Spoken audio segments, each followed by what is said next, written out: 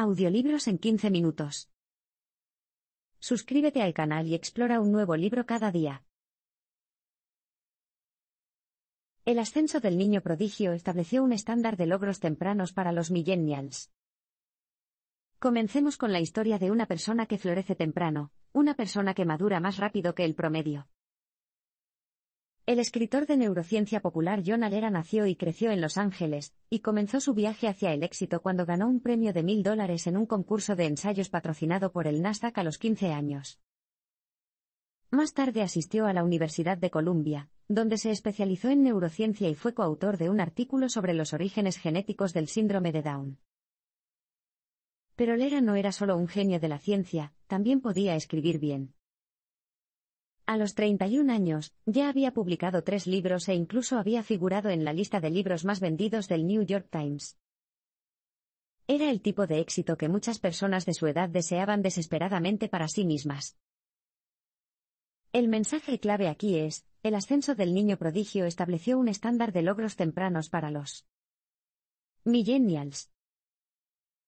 Entre presentar programas de radio y aparecer en televisión, Allera comenzó una lucrativa carrera paralela como orador pagado. Pronto, ganó hasta $40,000 por una charla de 1 hora.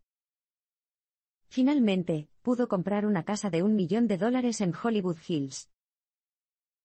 El ascenso de Allera de brillante estudiante a fenómeno mediático marcó la entrada de un nuevo héroe cultural, el que floreció temprano, también conocido como el niño prodigio, que literalmente se traduce como niño maravilla. El arquetípico niño prodigio se desarrolla pronto, y alcanza la cima del campo que ha elegido más rápido que nadie. También es probable que se hagan ricos y famosos en el proceso. A menudo, esto se debe a que tienen algún tipo de talento especial, como tener talento matemático o tecnológico, o porque tienen conexiones familiares que les ayudan en el camino. Los niños prodigio están en todas partes de nuestra sociedad, desde actores como Margot Robbie y Adam Driver hasta músicos como Jacob Collier y Beyoncé. Los medios de comunicación también están obsesionados con el ideal del niño prodigio. Por ejemplo, todas las revistas importantes publican un número anual basado en una lista de emprendedores sobresalientes, como la lista 30 menores de 30 años de la revista Forbes. El problema es que la obsesión de nuestra cultura por el ideal del niño prodigio transmite un mensaje peligroso: si no has revolucionado una industria, no has abierto una empresa multimillonaria ni has depositado 7 cifras a los 30, entonces has fracasado. Como descubriremos en estos parpadeos, este mensaje es perjudicial para los jóvenes, todos los cuales se desarrollan de diferentes maneras y en diferentes momentos. La presión por lograr logros tempranos está afectando la salud mental de los jóvenes. A mediados del siglo XX, Estados Unidos comenzó a pasar de ser una aristocracia a una meritocracia, en la que las personas podían tener éxito basándose en sus capacidades, más que en el dinero o la posición social. En respuesta a esto, los estudiantes, los padres y los empleadores se obsesionaron con los puntajes de los exámenes y las clasificaciones universitarias. Hoy en día, es bastante normal que los adolescentes se presenten a exámenes preparatorios para la universidad, como el SAT, varias veces durante su tercer y último año, solo para demostrar su potencial académico a las universidades. Pero tiene un coste elevado. Los padres gastan miles de dólares en costosos tutores y clases de preparación cada año, con la esperanza de que esto ayude a sus hijos a ganar un boleto a una escuela de la Ivy League. Los estudiantes, por su parte, pagan el precio con todo el estrés añadido. El mensaje clave aquí es: la presión por lograr logros tempranos está afectando la salud mental de los jóvenes. La industria de preparación de exámenes genera casi $1.000 millones al año, y algunos tutores, como Anthony James Green, con sede en Nueva York, cobran hasta $1.000 por hora. Estos precios inflados muestran hasta qué punto los estudiantes y sus familias están atrapados en una carrera armamentista de admisión a la universidad, en la que las personas luchan, y a veces hacen trampa, para salir adelante. Este entorno de olla a presión ha provocado una crisis de salud mental en los Según una encuesta de 2014 de la Organización Mundial de la Salud, la depresión se ha convertido en la principal causa de enfermedad en los adolescentes. Como resultado, las tasas de suicidio están aumentando. Por ejemplo, 3 estudiantes talentosos de la escuela secundaria Gunn en Palo Alto, California, se suicidaron entre 2014 y 2015. Durante el mismo periodo, 42 estudiantes fueron hospitalizados o tratados por pensamientos suicidas. Jean M. Twenge, autor de más de 140 artículos científicos y libros sobre adolescentes, tiene una teoría sobre por qué la salud mental de los jóvenes está empeorando. Su investigación relaciona el aumento de la depresión con un cambio de objetivos intrínsecos a objetivos extrínsecos. Las metas intrínsecas están relacionadas con tu propio desarrollo como individuo, e incluyen cosas como ser capaz de realizar ciertas actividades o establecer un fuerte sentido de identidad. Las metas extrínsecas, por otro lado, están relacionadas con las ganancias materiales y otras medidas del estatus, incluidos los puntajes de los exámenes, los altos ingresos y la buena apariencia. Twenge cree que la sociedad valora las metas extrínsecas de la riqueza y el éxito académico por encima de las metas intrínsecas de desarrollar el autoconocimiento, o simplemente ser feliz. No es de extrañar que los jóvenes estén sufriendo. Los jóvenes progresan a ritmos diferentes, según el momento en que sus cerebros maduren. A los 25 años, el autor se tambaleaba. Se había graduado de la universidad con calificaciones medias y tenía pocas perspectivas profesionales, por lo que aceptó un trabajo como guardia de seguridad. Una noche, mientras patrullaba en un patio de alquiler de camiones, hizo un sorprendente descubrimiento. Su colega, que patrullaba el aserradero del barrio, no era un joven como él, sino un rottweiler despiadado que ladraba a los transeúntes. En ese momento, se dio cuenta de lo inútil que era su trabajo, especialmente porque un perro lo podía hacer de manera aún más eficiente. Mientras tanto, Steve Jobs, que también tenía 25 años en ese momento, estaba a punto de sacar a Apple a bolsa y transformar la industria informática para siempre. ¿Cómo podría alguien ponerse al día? El mensaje clave aquí es, los jóvenes progresan a ritmos diferentes, según el momento en que sus cerebros maduren. A finales de sus 20 años, el autor llegó a un momento clave de su carrera. Fue en ese momento cuando sintió como si su cerebro se hubiera despertado repentinamente. Pudo leer publicaciones como el New York Times en lugar de ver las noticias de televisión. También era capaz de detectar ideas empresariales y redactar propuestas de negocios complejas, mientras que antes apenas podía escribir una oración coherente. Entonces, ¿qué causó este repentino despertar? Según investigaciones emergentes, la mayoría de las personas de entre 18 y 25 años aún no son completamente adultas. De hecho, viven en lo que se conoce como posadolescencia, donde les faltan unos pocos procesos cognitivos para tener un cerebro adulto en pleno funcionamiento. En los cerebros jóvenes, la corteza prefrontal, responsable de cosas como la planificación, la organización y la resolución de problemas, es la última parte en desarrollarse. Esto significa que los adolescentes, literalmente, no están preparados para florecer hasta más adelante en la vida. Como prueba, consideremos los hallazgos de un estudio sobre el desarrollo cerebral longitudinal patrocinado por el Instituto Nacional de Salud Mental. Los científicos siguieron a 5.000 niños de 3 a 16 años hasta principios de la edad adulta, y descubrieron que sus cerebros no maduraban por completo hasta los 25 años, o incluso más tarde. Esta es la razón por la que el impulso de los jóvenes por lograr el éxito temprano no tiene sentido. Tampoco tiene sentido que los padres esperen que los niños sean excepcionales desde el punto de vista cognitivo cuando sus cerebros aún no se han desarrollado adecuadamente. En cambio, se debe enseñar a los niños y a los adultos jóvenes que pueden florecer a cualquier edad. Tomarse su tiempo para descubrir sus talentos e intereses es esencial para la felicidad y el éxito a largo plazo. La adultez emergente es un período importante de autorrealización. Hoy en día, el camino tradicional de encontrar trabajo y casarse ha cambiado. Los jóvenes tardan más en terminar la escuela, llegar a ser económicamente independientes y formar una familia. En cambio, muchos prefieren permanecer solteros de parejas románticas u hogares permanentes. Un estudio nacional a gran escala realizado en los Estados Unidos desde finales de la década de 1970 ha descubierto que los jóvenes de 25 años de hoy tienen el doble de probabilidades que la generación de sus padres de seguir asistiendo a la escuela, y el 50% tiene más probabilidades de recibir apoyo financiero de sus padres. Por lo tanto, lo que generalmente llamaríamos edad adulta está sucediendo más tarde que nunca. Pero eso no es necesariamente algo malo. El mensaje clave aquí es, la adultez emergente es un período importante de autorrealización. Jeffrey Arnett, profesor de psicología en la Universidad de Clark, cree que los cambios sociales y económicos han llevado a la necesidad de una nueva etapa de la vida entre la adolescencia y la adultez temprana. Él llama a este período la adultez emergente, y ocurre aproximadamente entre los 18 y los 30 años. Los cambios culturales que llevaron a este concepto incluyen menos empleos para principiantes, la necesidad de más educación y una menor prisa entre los jóvenes por casarse.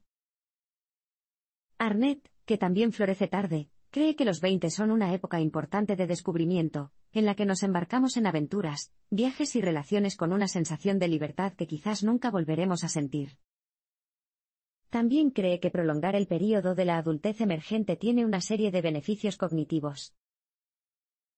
Por ejemplo, tomarse 1 o 2 años libres antes, durante o después de la universidad puede ayudar a mantener la plasticidad cerebral, es decir, la capacidad del cerebro de reconfigurarse mediante la formación de nuevas conexiones. También puede fomentar el pensamiento independiente y la adquisición de nuevas habilidades, así como aumentar la motivación y el impulso. Prolongar el período de la adultez emergente no solo significa relajarse y ver el mundo pasar. Significa participar en actividades cognitivamente estimulantes y exigentes. Por ejemplo, la religión mormona alienta activamente a los hombres y mujeres jóvenes a tomarse un descanso de la universidad ir a misiones de 2 años. Esto significa que muchos de ellos se gradúan de la universidad cuando tienen 24 años, en lugar de los 22 típicos. Lo que esto significa es que, en un sentido neurológico, están mucho más cerca de alcanzar su plena capacidad adulta antes de buscar un trabajo, ir a la escuela de posgrado o casarse. Si otros veinteañeros siguieran este ejemplo, podrían estar más preparados para los desafíos y las responsabilidades de la vida adulta. Desarrollamos nuevas habilidades y descubrimos nuevas fortalezas a medida que envejecemos. Llega un momento en la vida en el que olvidamos las cosas con más facilidad o cometemos errores tontos. A esta edad, es común que las personas piensen que han pasado su mejor momento. Sin embargo, la idea de que alcanzamos un pico cognitivo en nuestra juventud, y disminuimos lentamente a partir de entonces es simplemente falsa. De hecho, la ciencia ha demostrado que en realidad nos volvemos más inteligentes y creativos a medida que pasan los años. El mensaje clave aquí es, desarrollamos nuevas habilidades y descubrimos nuevas fortalezas a medida que envejecemos. En 2015, los científicos Laura Germine y Joshua Hartshorn hicieron un descubrimiento radical. Tras medir las capacidades cognitivas de casi 50.000 sujetos mediante pruebas cerebrales en línea, descubrieron que las diferentes habilidades cognitivas alcanzan su punto máximo en diferentes momentos. Por ejemplo, la velocidad a la que procesamos la información alcanza su punto máximo al final de la adolescencia, mientras que nuestra memoria a corto plazo continúa mejorando hasta alrededor de los 25 años antes de estabilizarse durante otra década. La capacidad de evaluar patrones complejos, incluidos los estados emocionales de otras personas, alcanza su punto máximo cuando tenemos 40 o 50 años. Además, nuestra inteligencia cristalizada, nuestra acumulación de hechos y conocimientos a lo largo de toda la vida, solo alcanza su punto máximo cuando estamos a finales de los 60 o principios de los 70. Por lo tanto, si bien el envejecimiento conduce al deterioro cognitivo de algunas maneras, conduce a una ganancia cognitiva en otras.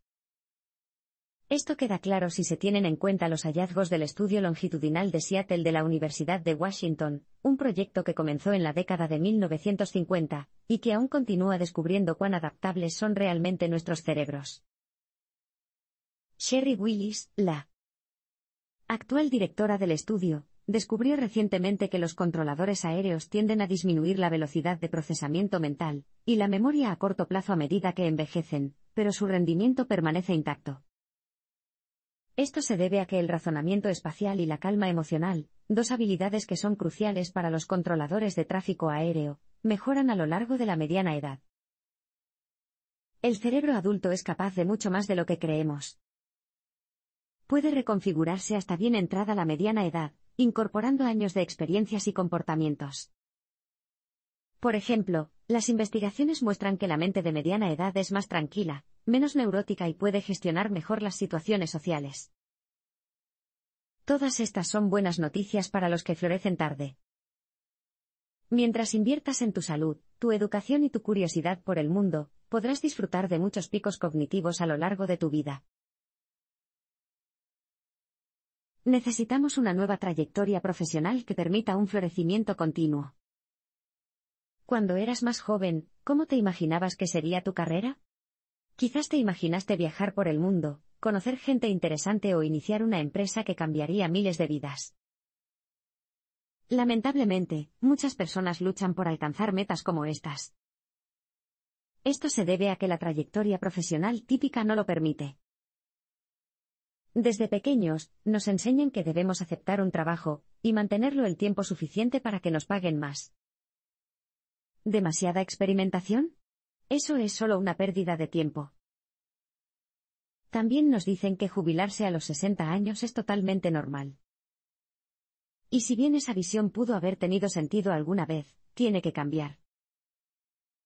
El mensaje clave aquí es: necesitamos una nueva trayectoria profesional que permita un florecimiento continuo.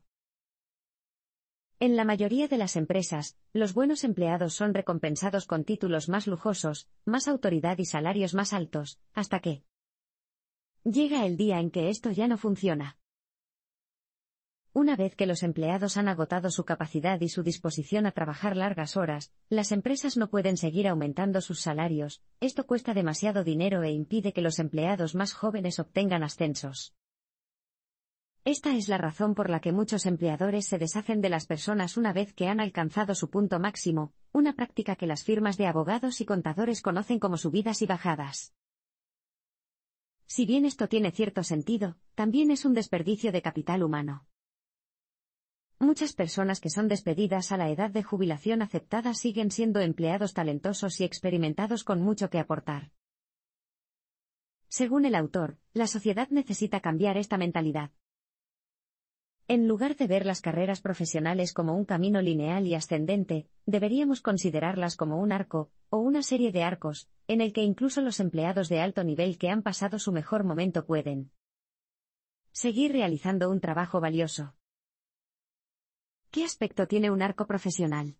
En primer lugar, no habría una edad de jubilación forzosa, pero los aumentos salariales cesarían y los salarios podrían incluso disminuir.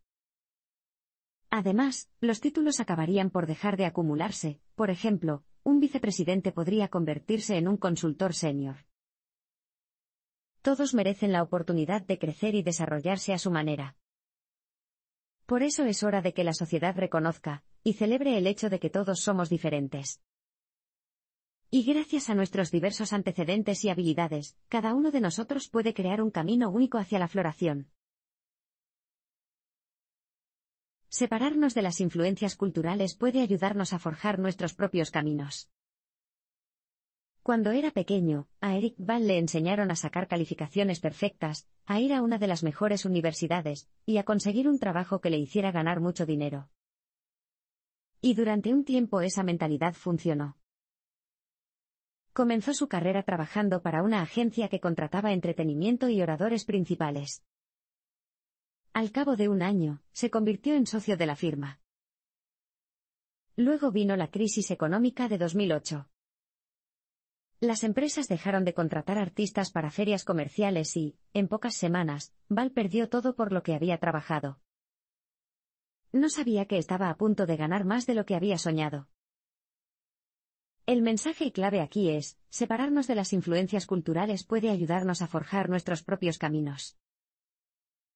Como el antiguo sistema de creencias con el que había crecido ya no funcionaba, Val encontró otro camino. Comenzó a salir con artistas, a quienes siempre había admirado por su pensamiento despreocupado, y comenzó a aprender a pintar. Al principio, sus pinturas eran terribles. Pero cuanto más lo intentaba, mejor lo hacía. Con el tiempo, pudo ganar más dinero como artista de performance que como empresario e inversor. Si lo piensas bien, todos estamos influenciados por la cultura, que está compuesta por nuestra familia, nuestros compañeros y la sociedad. Esta cultura afecta nuestras expectativas y nuestra imagen de nosotros mismos y, a menudo, puede llevarnos por caminos que no son los adecuados para nosotros, del mismo modo que la presión de Val por adaptarse lo alejó de descubrir sus dotes artísticas. Por lo tanto, si sientes que aún no has tenido la oportunidad de florecer, examina tus influencias culturales para ver si alguna de ellas te está frenando. Por ejemplo, si su familia lo presiona para que acepte un trabajo que no es adecuado para usted, podría ser el momento de declarar su independencia de ellos. Esto no significa rechazar su amor o rebelarse contra sus expectativas, solo significa elegir tu propio camino que te permita florecer. Por supuesto, declarar una verdadera independencia nunca es fácil, especialmente cuando se trata de personas que amas. Por eso, en un abrir y cerrar de ojos, veremos cómo puedes deshacerte de las influencias culturales que no te ayudan a prosperar y empezar a forjar tu propio destino. Los que florecen tarde tienen que reinventarse para alcanzar su máximo potencial. ¿Alguna vez has sentido que no puedes romper con una versión antigua y anticuada de ti mismo? Por ejemplo, podrías haber sido Katie, la nerd de la banda en el instituto. Pero, 2 décadas después, tus amigos todavía te llaman por ese apodo, a pesar de que has crecido, has tenido hijos y no has tocado el clarinete en años. Este tipo de situación también se presenta en el lugar de trabajo, y las personas que florecen tarde la experimentan con demasiada frecuencia. No importa cuánto intentes mejorarte, tu jefe intentará mantenerte en tu lugar actual. Si ese es el caso, tu verdadero trabajo es liberarte. El mensaje clave aquí es, los que florecen tarde tienen que reinventarse para alcanzar su máximo potencial. Cuando un rosal en flor crece demasiado para su contenedor, hay que arrancarlo de las raíces y transferirlo a una maceta diferente. Si eres una persona que florece tarde, y aún no se te ha dado la oportunidad de desarrollarte, es posible que tengas que hacer lo mismo. En otras palabras, es posible que tengas que cambiar de maceta para alcanzar tu máximo potencial. Esto podría implicar pasar tiempo con personas de ideas afines, conseguir un nuevo trabajo o incluso mudarse a otro lugar. Sí, cambiar el entorno de esta manera puede parecer drástico, pero funciona. Basta con mirar a la autora de Floración Tardía Kimberly Harrington. Como redactora y directora creativa de agencias de publicidad, siempre quiso escribir ensayos y libros de formato largo. Pero la vida en Los Ángeles no era buena para su creatividad. Conocía a todos en el negocio, el entorno siempre era competitivo y muy caro, y costaba demasiado socializar y ser guay todo el tiempo. Así que se desarraigó y se estableció en la zona rural de Vermont, donde pronto se vio rodeada de académicos, ambientalistas y personas con un interés genuino por el mundo. No pasó mucho tiempo antes de que su punto de vista empezara a expandirse. Dirigir su propio negocio independiente lejos del entorno de las ollas a presión del mundo de la publicidad le dio el espacio mental necesario para crear, y le permitió escribir su primer libro a los 50 años. Al ser lo suficientemente valiente como para reinventarse activamente, Harrington encontró su camino. Todos los que florecen tarde también pueden hacerlo, solo hace falta valor para dejar atrás las comunidades que intentan encerrarte, y empezar a crear una nueva identidad según tus propios términos.